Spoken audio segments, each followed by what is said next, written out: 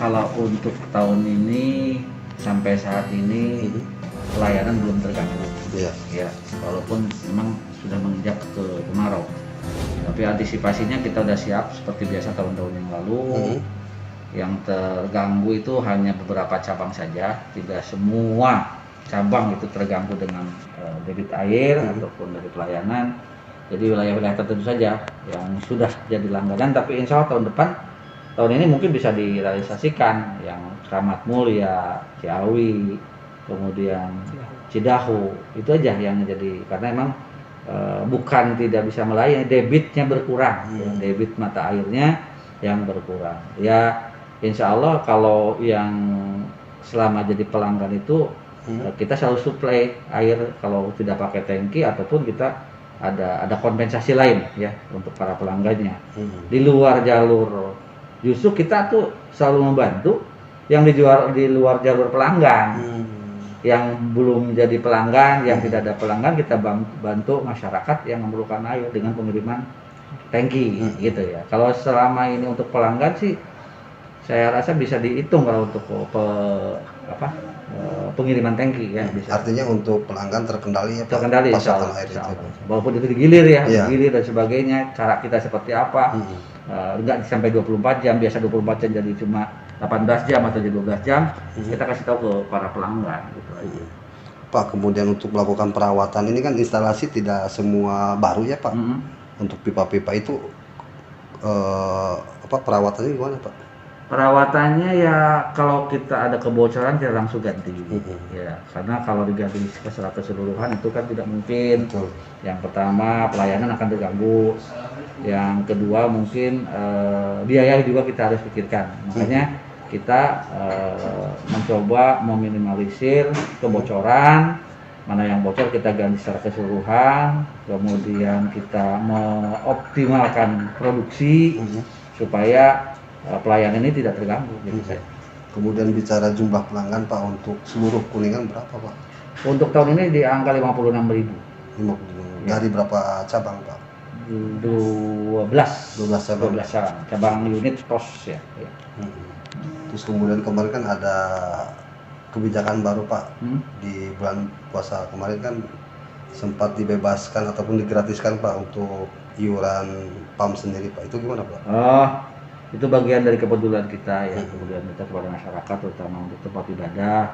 Dan kebetulan di bulan Ramadan, setiap bulan Ramadan kita mengeluarkan kebijakan untuk musola dan mesin seluruh Kabupaten Kuningan yang menjadi pelanggan PAM Desa Kemuning itu digratiskan dalam 1 bulan. Ya, satu selain kita juga fungsi profitnya juga ada tadi yang tadi saya bicarakan bahwa kita demi Bank PAD. Yang kedua juga kita harus ada sosialnya. Salah satunya adalah ya tadi bentuk secara realnya adalah untuk menggratiskan dalam 1 tahun pelanggan khusus untuk tempat ibadah. Dalam itu adalah masjid dan musola. PAD sendiri berapa Pak untuk? PAD sudah di angka 2 miliar ya. 2 miliar. Ya. Dari tahun sebelumnya berapa Pak? Kita naik hampir 10% setiap tahun lah, maksimal 20%.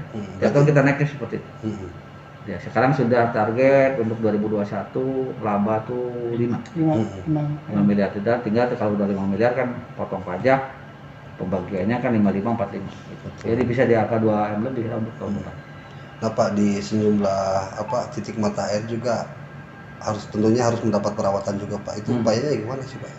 Kita selalu memelihara maintenance karena kita punya divisi produksi yang akan selalu memantau kebutuhan apa yang akan kita lakukan di setiap mata air, baik itu pengurasan, baik itu penggantian valve dan sebagainya, kita selalu ya.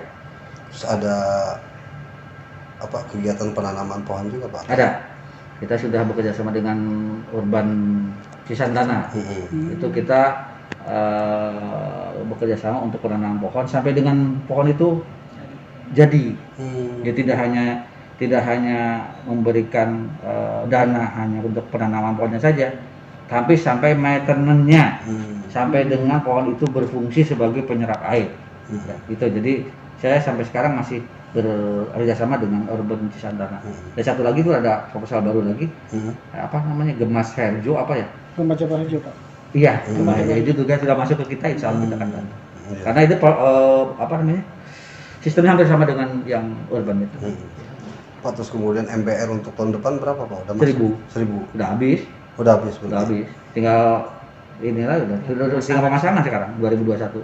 Dalam setiap tahunnya MBR berapa sih Pak? Minimal 1.000. Minimal 1.000. Bukan nggak mau lebih dari 1.000 karena kita kan harus melihat debit air yang akan dipakai ya, idle capacity-nya lah kalau bahasa kitanya. Jadi kita mengajukan MBR itu disesuaikan dengan peluang airnya ada apa enggak gitu.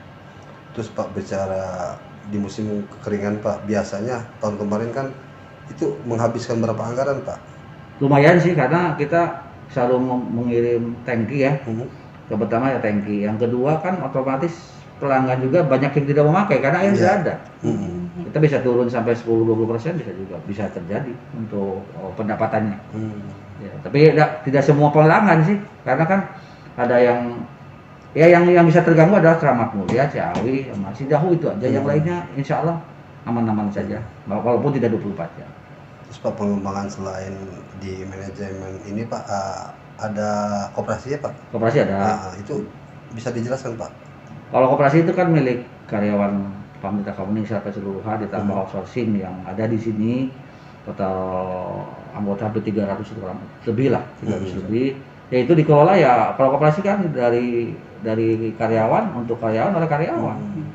Ya tidak ada apa namanya, tidak intervensi dari perusahaan, malah kita ngasih peluang-peluang untuk pendapatan koperasi. Contoh pengadaan ATK, ya kemudian apa lagi ya, pengadaan sembako.